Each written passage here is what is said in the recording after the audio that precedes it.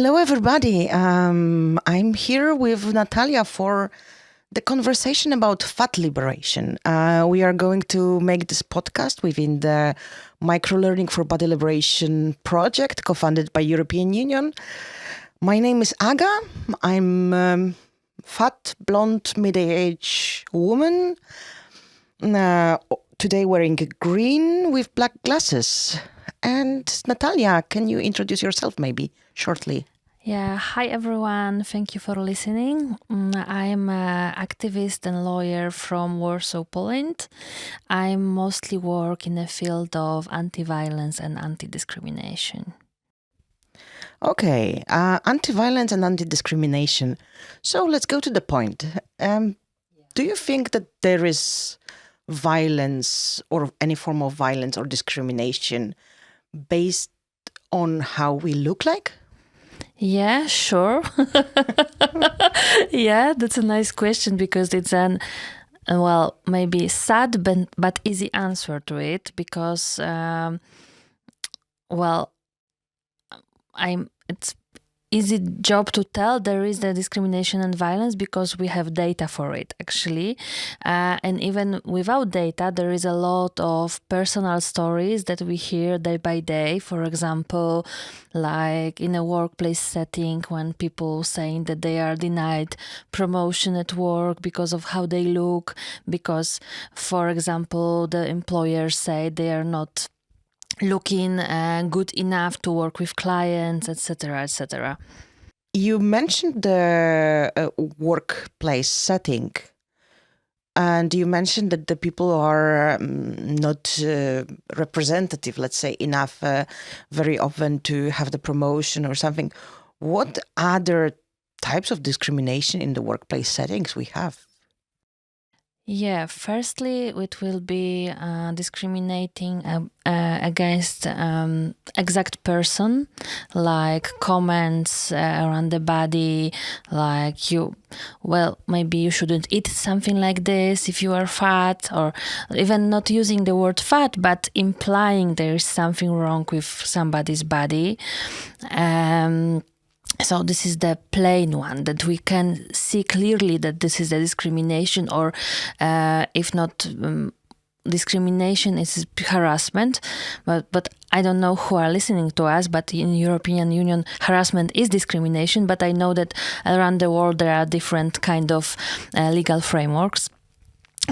And from that, we have another kind of discrimination. So is not accessible infrastructure. Like if you have to work in the office all day, sit on a chair that is too small for you, that is not accessible, it's really hard. Like you can't focus on the work, like in a good way, yeah. Because you are focusing on your thighs, right, and the pain. So this is not like active behavior with intention to hurt. It's just not thinking too much about inclusiveness. Yeah, I think that I was working with the term for this kind of micro things that many times people don't even realize that they are doing it. So, I mean, for me, the term for this was the subtle acts of exclusion. That as well, some of the researchers are calling it microaggressions. And I believe that it's very often happening that we or the society don't even realize what kind of harm we are making with this kind of tiny behaviors or tiny exclusions and so on. So my question would be to you as well, why society still don't realize it? I mean, what is the problem with the society right now regarding those topics? I know it's broad. Very wide question. Yeah, but I will try to be concise as much as possible.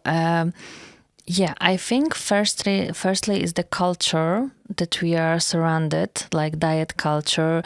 We still perceive dieting as kind of the moral value, like being on diet, eating in restrictive ways.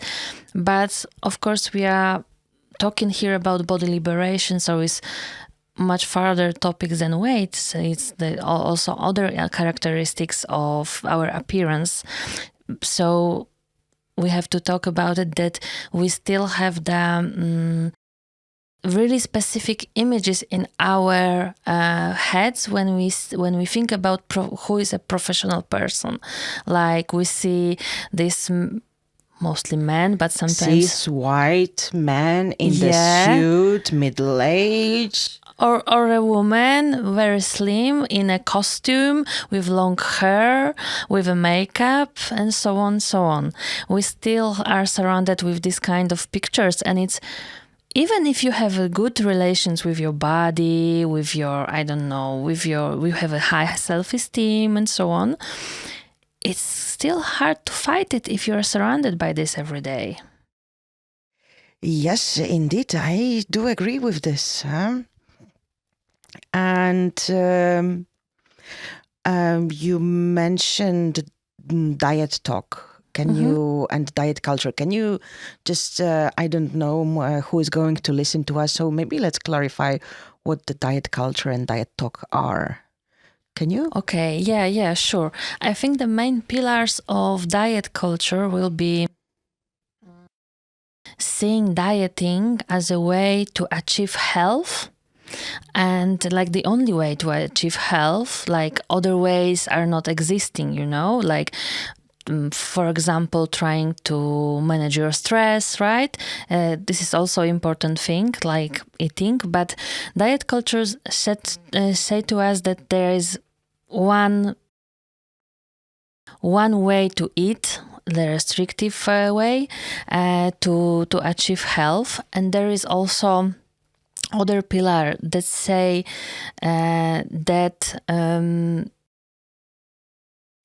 you have the power to control your life through dieting and through these ways, and it is completely unaware of existing discrimination in the society. So even if we are making a lot of effort, right, I like the job example. So maybe to get a job, like we are competent, we have so many qualifications, we still can face discrimination. It's not our power.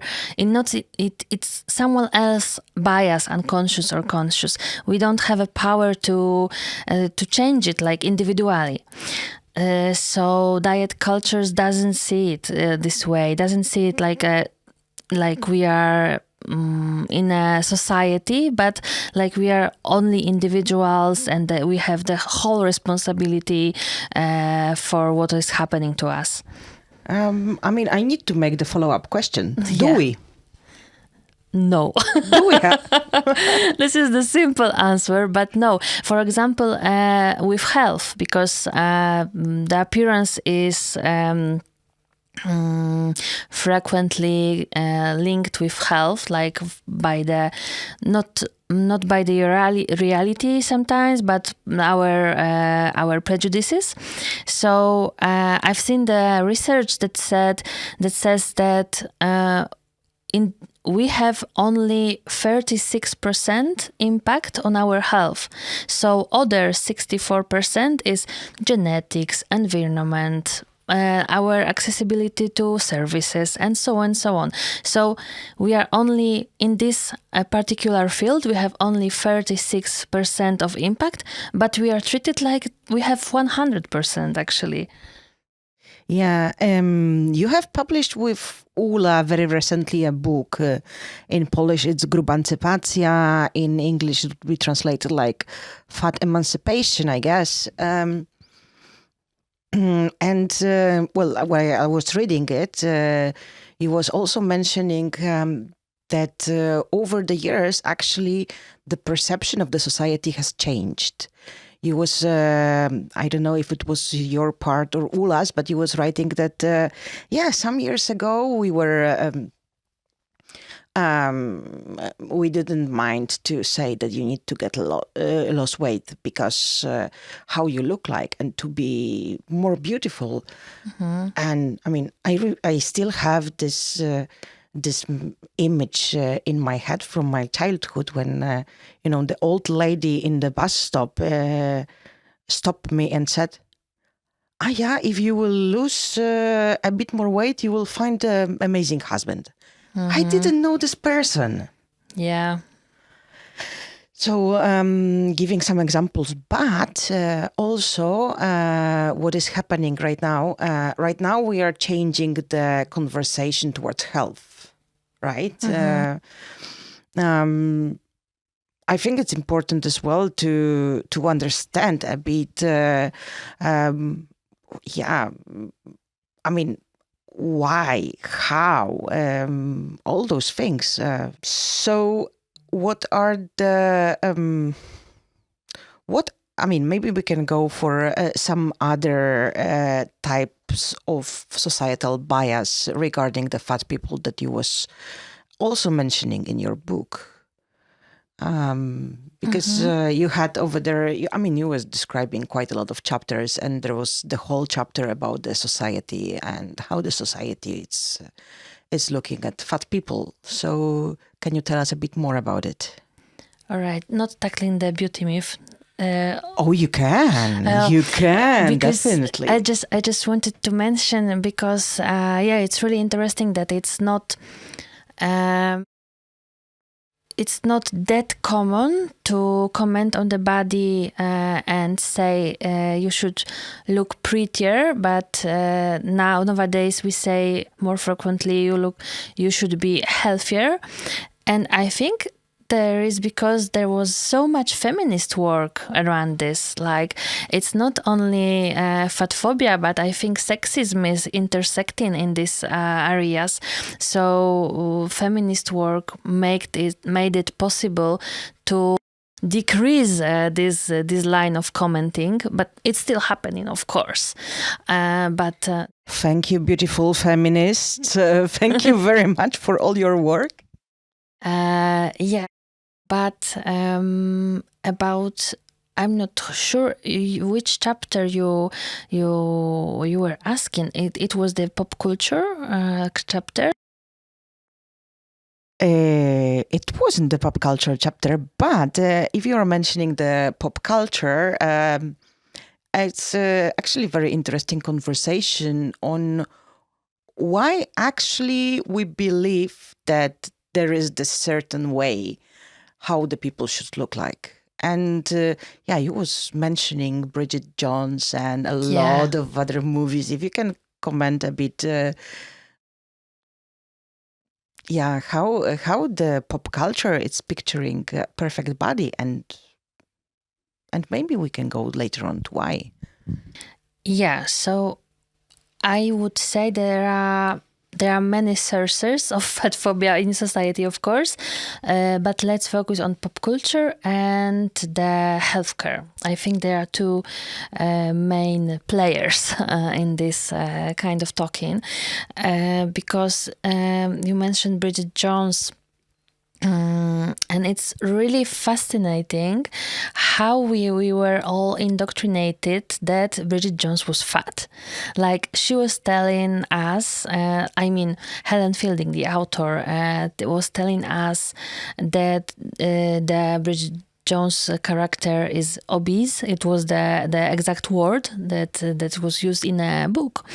And then while making a movie, there was a big campaign about how Renée Zellweger, the actress who played Bridget Jones, gained weight, what she was eating, and then that she was losing weight, right? There was it was the big marketing campaign around the movie, right? And the author herself said something like this, that the book, the main message was to tackle the issues about maybe focusing too much on our bodies, but it seems like to be a bad joke that it became like the meme for the fat woman. But I don't know if you were watching Bridget Jones when it was new. I wasn't, but I did. I yeah. have to say, I did.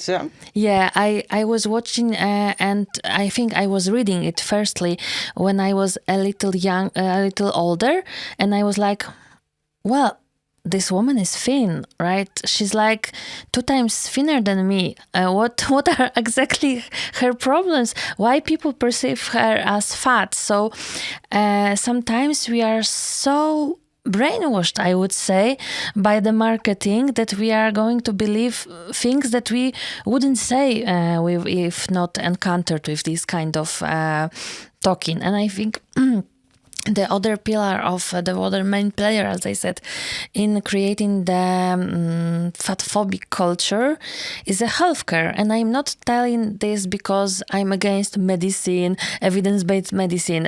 Quite opposite. I'm totally checking things before I treat myself, actually, some kind of before I'm going to the doctors.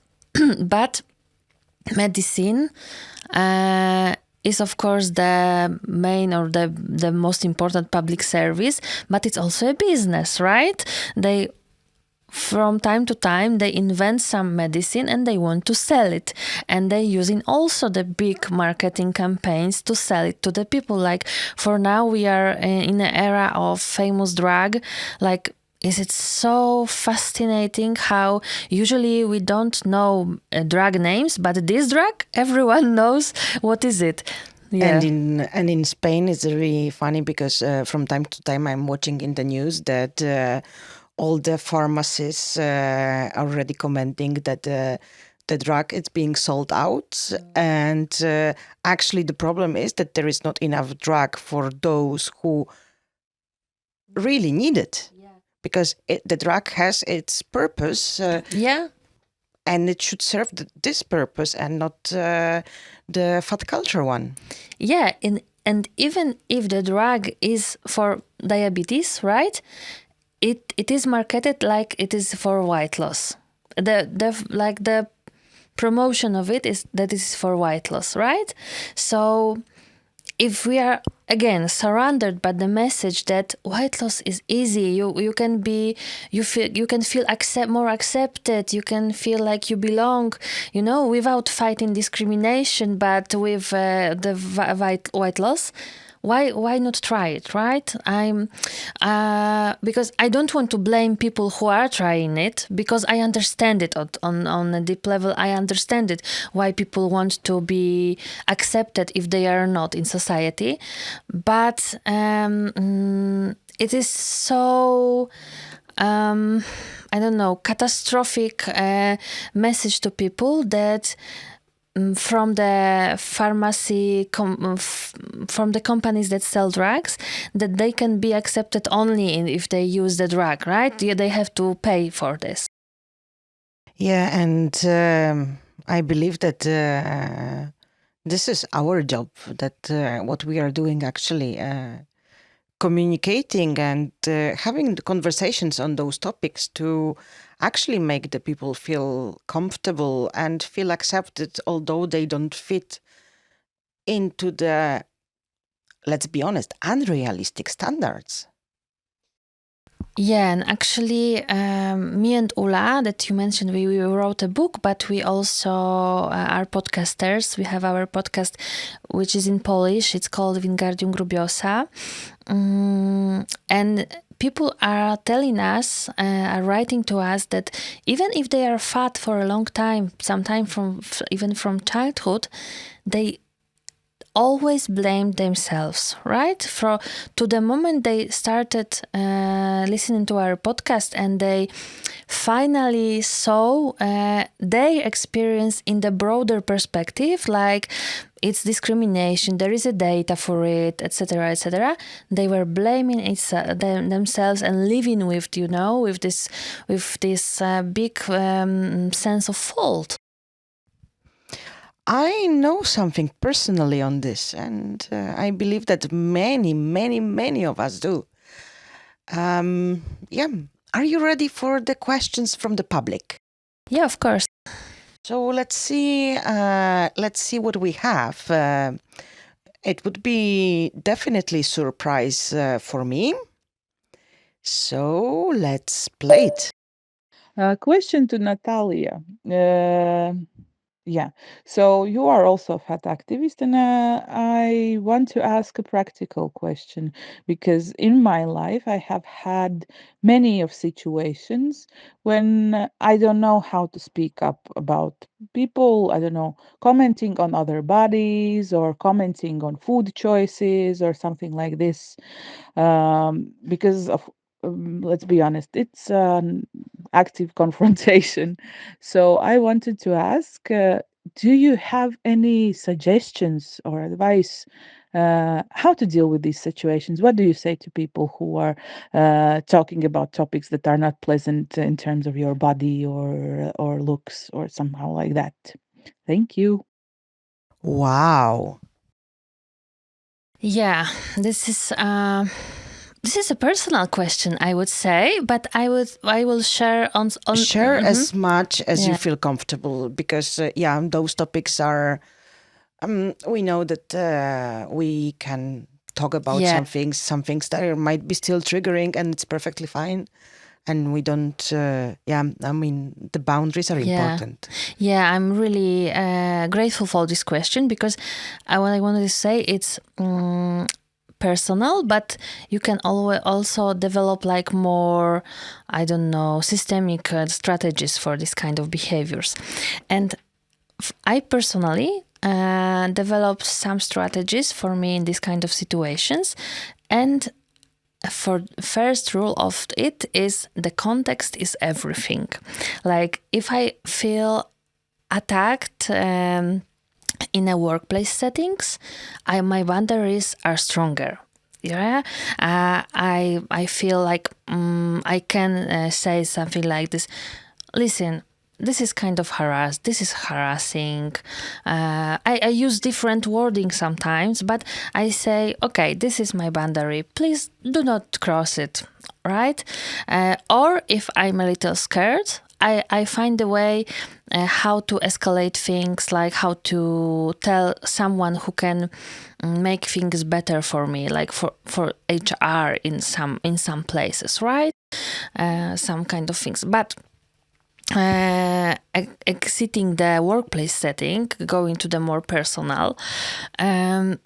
I'm trying to, if I care about the other person, to really, and I want them to really understand why is it so important for me to not tell such things. I'm trying to talk with my feelings. I mean, I try to explain to them what I feel when they are, what I'm feeling when they talking like things like this, like, listen, like I'm feeling a little uncomfortable when you're saying like this because I had issues with my body in the past. It's still hurtful. So I would prefer to not talk like this to me because I think the other person can really not have bad intentions, but they sometimes they have bad intentions, but sometimes they are just like unaware that someone had this kind of problems. So context is everything. I try to navigate for my personal comfort, I think. Yeah, I mean, congratulations, because I believe this is very, very challenging, and I guess many of our listeners don't have still these competences. No, Yeah. and like you was telling that you are doing it, brilliant. Although, if we are talking about the inclusive language, we were as well very often thinking about one of those principles of the impact over intention, meaning, I mean, maybe intentions were good, but if we keep repeating and keep repeating and keep repeating, can it actually do any harm? Yeah, it's now it's more nuanced questions that I like, really. Because, I also believe that the violence can happen without bad intentions, and the person who caused the violence or discrimination should face some of consequences, right? Because the harm was done, right? But again, context is, of course, everything. So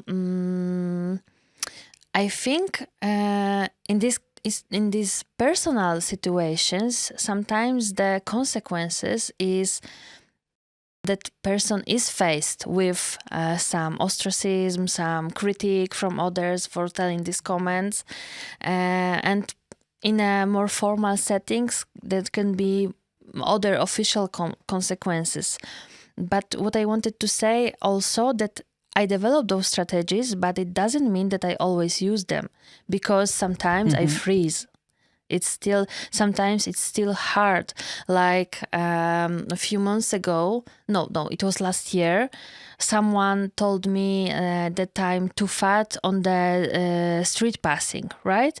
There was a green light I was going through, and someone told me this, and there was no time. Like, I froze. I needed more than few seconds to react, and I just passed this person, went home, and I just felt bad with myself. So it's still happening. I think we shouldn't force ourselves to be always the hero of the story also. Like, we sometimes let's make our own pace to learn to develop those strategies. But still, I mean, the consequence that you had is, I assume from what you said, that your evening was ruined because you came back home and it was the thing on your mind. And if we are talking about the concept of power, for example, I mean, time is power. Instead of you relaxing and you watching TV, you working on the things you want to work on, he was thinking about what has happened. So somehow this person, on the very micro level, steals some kind of power from you, as I see it. Yeah, I see it the similar way. That's why I'm engaged in these educational programs and activism programs. But the same time, I'm fighting for the fat acceptance, fat liberation. The same time, I'm working on my resilience. Because we are living in a world in which there always be a violence and discrimination. Sorry, I don't mean to be like pessimistic person. I think I'm realistic. I would call it pragmatic, and I really like your I really like your pragmatic approach. Yeah, so... And diplomatic. Yeah, I think we should name discrimination. We should name this kind of behavior that happened to... You also shared your story. We should name it as microviolence, or we can, of course, discuss what is this exactly. Like kind of stigmatization for sure. And we are fighting our battles.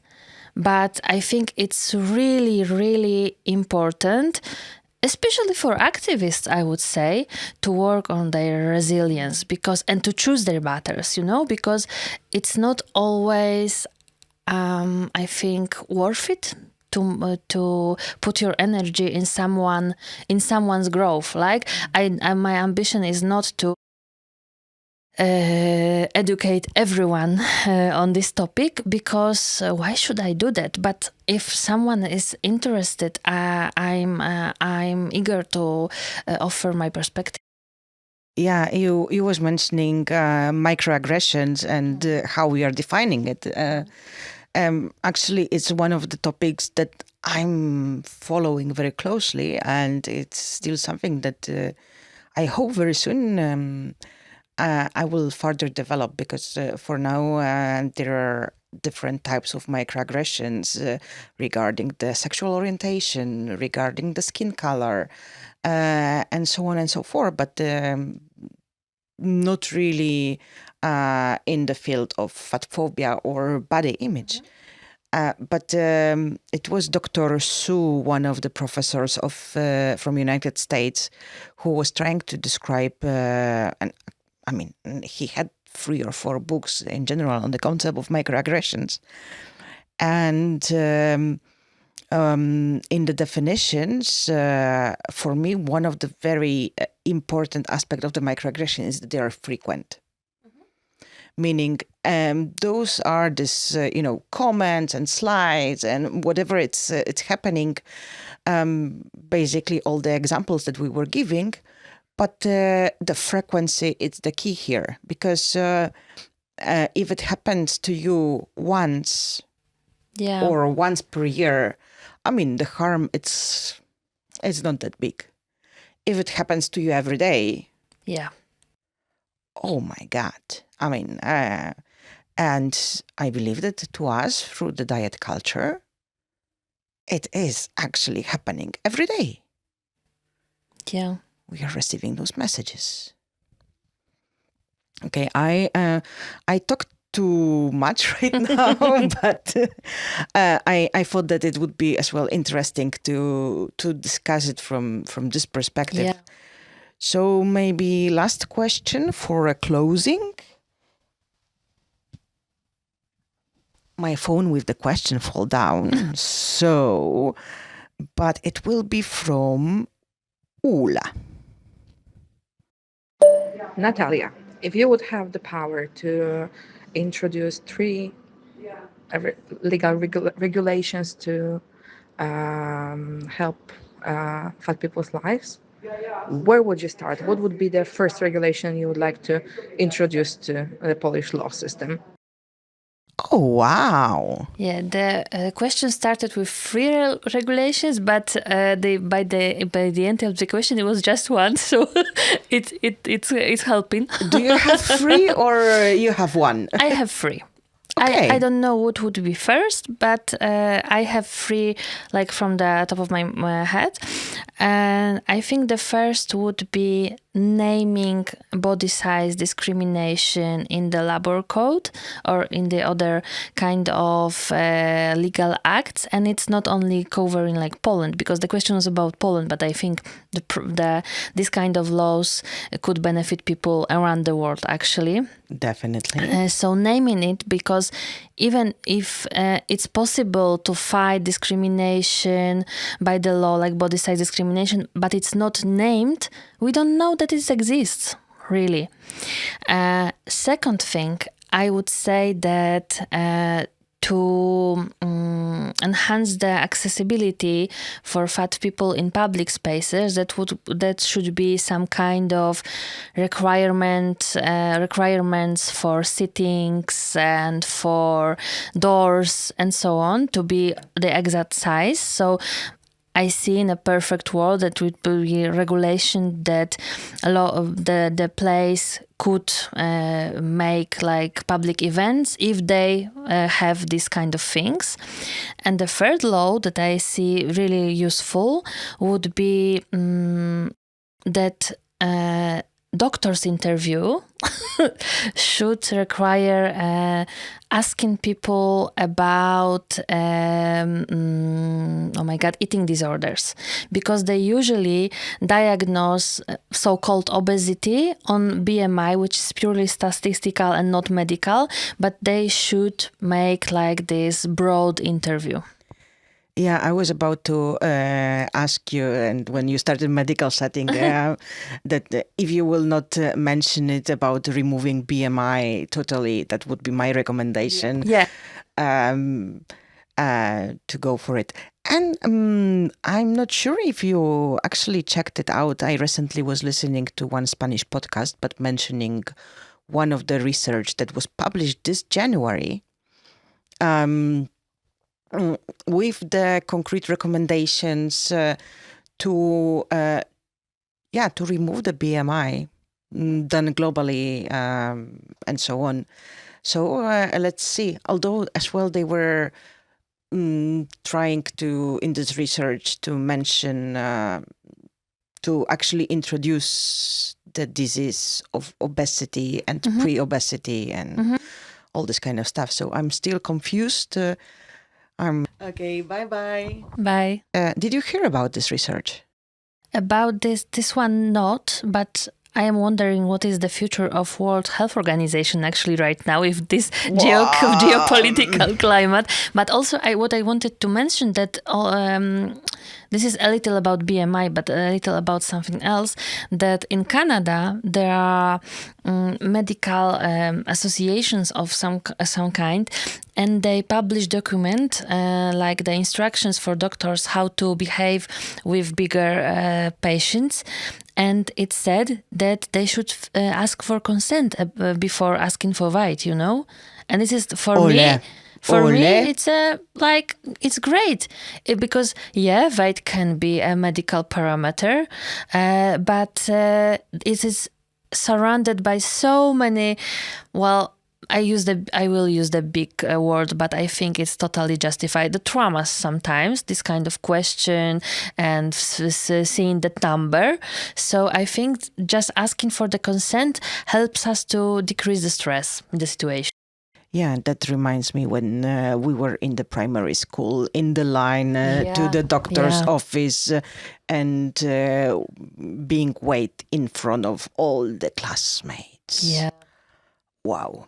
Thank you very much, Natalia. It was a pleasure to have you here. And thank you to all our listeners for being today with us in the conversation about body liberation. So see you next time, and see you, Natalia, in our revolution. Yeah, hopefully to see you there also. I will be there, definitely. Okay, bye-bye. Bye. This podcast is co-funded by European Union, belonging to Microlearning from Body Liberation project. Recorded and edited by Joy Vázquez, Creative Commons.